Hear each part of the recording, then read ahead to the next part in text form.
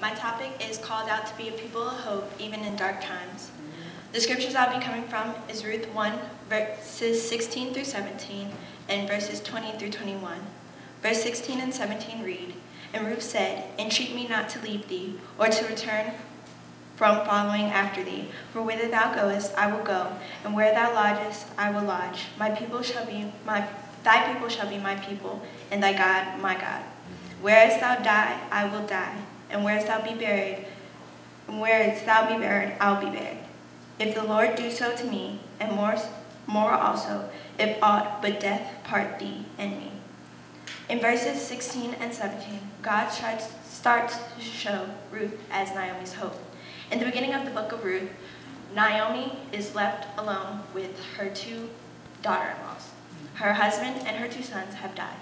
She tells her two daughter-in-laws to go back to their homeland from which they came and go try to find another husband. Ruth says that she's going to stay with Naomi through no matter what. Ruth is Naomi's hope. Hope is the feeling that what is wanted can be achieved, or that events will turn out for the better. In verses 20 and 21, Naomi says, Naomi's name means plentiful or joyful. But she says, do not call her Naomi, call me Mara, for God has dealt with her very bitterly. Naomi thinks that God has left her alone to return to her country empty, but God has not allowed her to return empty. God has allowed her to return with Ruth, her hope. Even in your darkest hour, know that God will never leave you in complete darkness. There's always a ray of hope.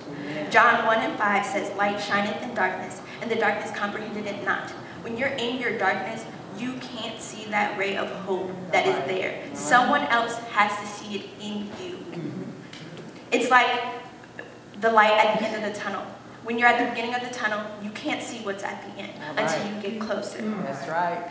Also, remember to keep the faith in your dark times. Hebrews 11 and 1 says, "Faith is the substance of things hoped for, and the evidence of things not seen." Faith is a belief based not on proof. Come on. Faith is the foundation of hope. Without faith, you have no hope. All right. Without hope, you have no faith. All right. You can't give up on God. Charles L. Allen says that when you say a person or a situation is hopeless, you're slamming a door in the face of God. You're putting God in a box, and you're saying to him that you no longer believe that he can bring you out of this situation or help that person out. 2 Corinthians 4, verses 8 through 9 says, "We are troubled on every side, yet not distressed. We are perplexed, but not in despair. Persecuted, but not forsaken. Cast down, but not destroyed." In verse 8, it says that we are perplexed, but not in despair. I looked up the word despair, and despair means hopeless. We as a people of God are never hopeless. Come on. In your dark times, you must look at yourself in a mirror and realize that God has not allowed you to die. And God is protecting you in the shadow of his wings. And what I want to leave you with tonight is just to remember that faith is the substance of things hoped for and the evidence of things not seen. Amen. Brandon.